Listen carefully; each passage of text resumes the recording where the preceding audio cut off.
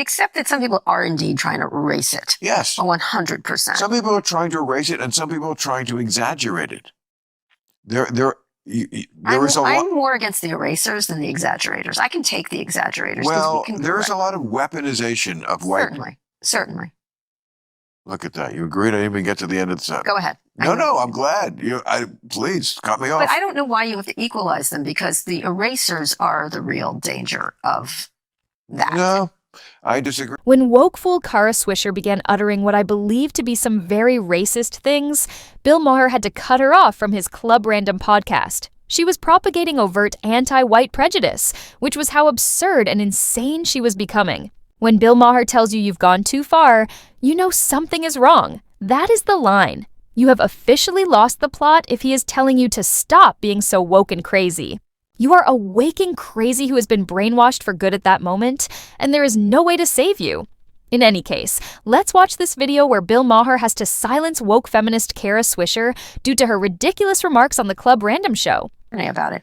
But at the end of the movie, my favorite part of it was she lives in this house, and it's about Isabel's life. And she lives in this house, and there's a scene where she runs into a plumber who's fixing the basement, which is leaking, and there's a lot of mold. He's wearing a Trump hat, Make America Great Again hat. And she doesn't know what to do, because here's a black woman with the makeup. It was really tense. Like, you're sort of like, oh no, this is going to be a problem.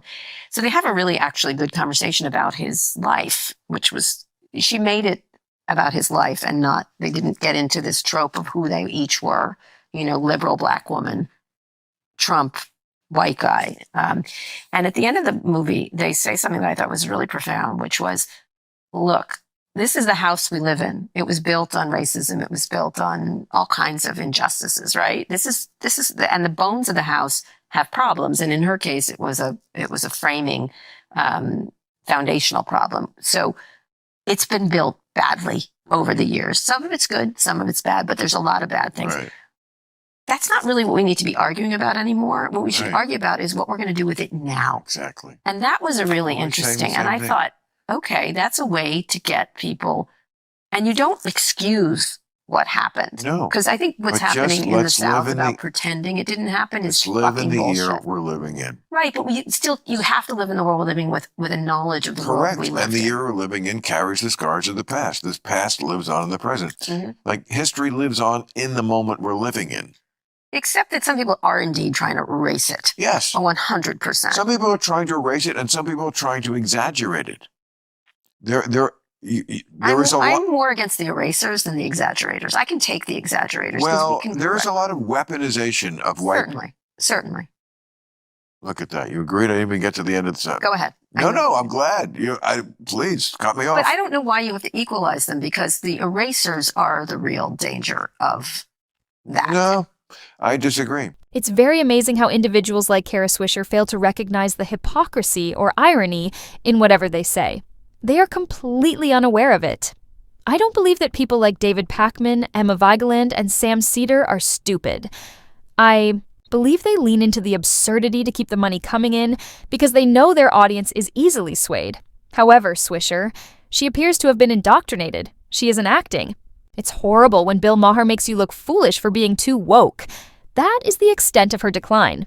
Maher attempted to present a fair analysis during their discussion, stating that perhaps both sides have problems and that there are some who exaggerate and those who forget the past. However, she intervened and silenced him as soon as he said that.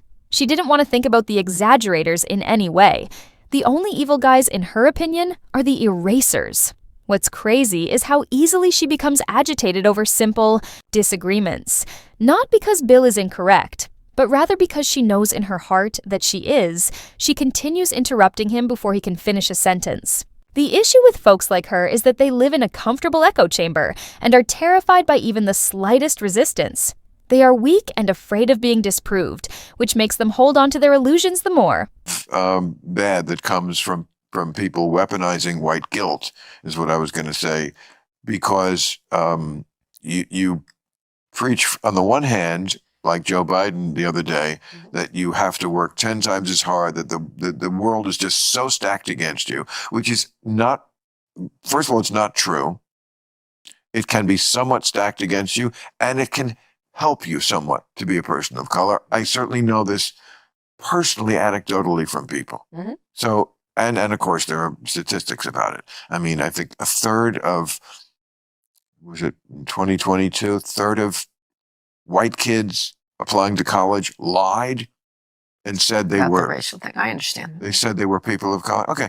So I'm not saying racism is over or that it's all better to be black. No, but it's a lot more complicated than it used to be.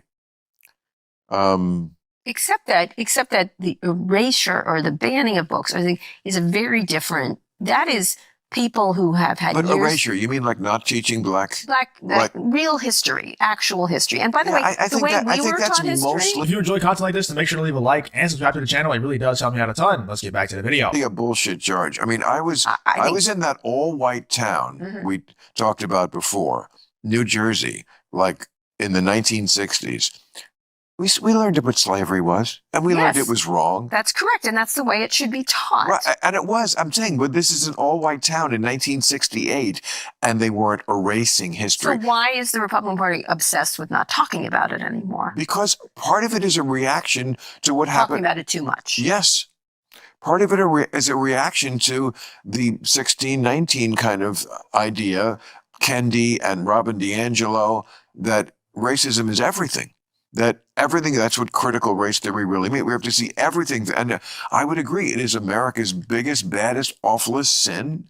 There's no close second, but not everything is racism. That's the kind of theme But you actually think everyone, I think what happens is certain people get outsized attention for this stuff, for some of it, which is nonsense, it's over the top. And they get, Tom Wolfe wrote about it 100 years ago, about, the meeting with the Black Panthers. not really 100 kids, Well, if you don't know 100, Tom Wolfe. but Tom Wolfe wrote that wonderful piece, which is great. Joan Didion did it. Kara Swisher is simply ignoring the truths that Bill Maher is stating. He said he was still learning about slavery in an all-white town. And to be honest, who hasn't studied it in school? We were taught a lot about the South when I was growing up. Nobody was attempting to remove it. We've overcorrected now, though. As Bill noted, Asian students face discrimination in Ivy League admissions, and white students fabricate identities as persons of color on college applications. That is merely a new form of injustice. It is not development. Whether applying for a job or a college admission, the most competent candidate should always be chosen. It's plain sense, so it shouldn't be contentious. However, individuals like Kara Swisher have completely lost their sense of reality. She can't even tolerate simple disagreement without becoming agitated, since the socialist media bubble has totally destroyed her brain. Even if I disagree with Bill Maher on all points, at least he has begun to back off a little. He said, for instance, that the worst thing America had ever done was slavery. In my opinion, it's abortion. I think abortion is much worse, but that might annoy certain people. Furthermore, Bill Maher's position on the matter is outrageous. He has publicly stated that he believes abortion to be murder and doesn't care. That's crazy. Therefore, no, I wouldn't say he's going right or anything. He's simply not as radical as individuals like Kara. She cannot be saved. And those were great to point out the idiocy. Radical chic. Radical chic. Yeah. Everyone was right to point that out. What and it year was that, we imagine? 60s, 70s. 60s. 70s, right? 70s. I think Joan Didion was 70s, but 70s. late 60s, 70s. Yeah. So it in was other fine words, to point it out, but more corrosive. And I, as someone who's grew up gay in America, I can tell you it's very hard, and you have to do a lot of work not to be pissed off about it. I'm not, because I felt great about being gay. But I can tell you, you can see how corrosive it was on so many levels in the Yes. way society. And so it takes a much stronger person not to have been affected by it. And it's Right. really hard. I always It say, really is. And I'm not asking for, no, I always say there's two ways you can see an issue not clearly. You can be too far from it. Racially, I will admit to that. I'm Mhm. too far from it. I'm not black, basically. So I cannot you're know, not. I cannot know it, know what it's like to walk through life like that. Mhm. You can also not be seeing things clearly by being too close to something.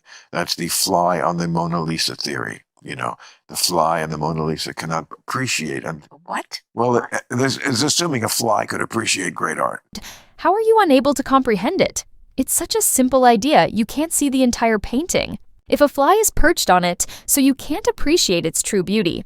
However, you can't expect Kara Swisher to understand fundamental concepts because she is a complete moron. This is exactly where Bill Maher is correct.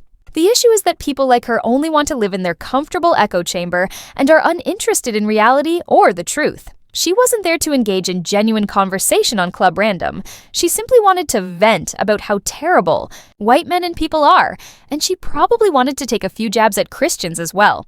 She thought Bill Maher would nod in agreement and add, "Yeah, you're absolutely right. I also despise those individuals." However, you could see how agitated she became when he didn't, and it was quite amazing to witness. Let me know in the comments what you guys think about Bill Maher shutting down this unhinged, woke, feminist, white-hating guest, Kara Swisher. I'm curious what you all make of this wild exchange.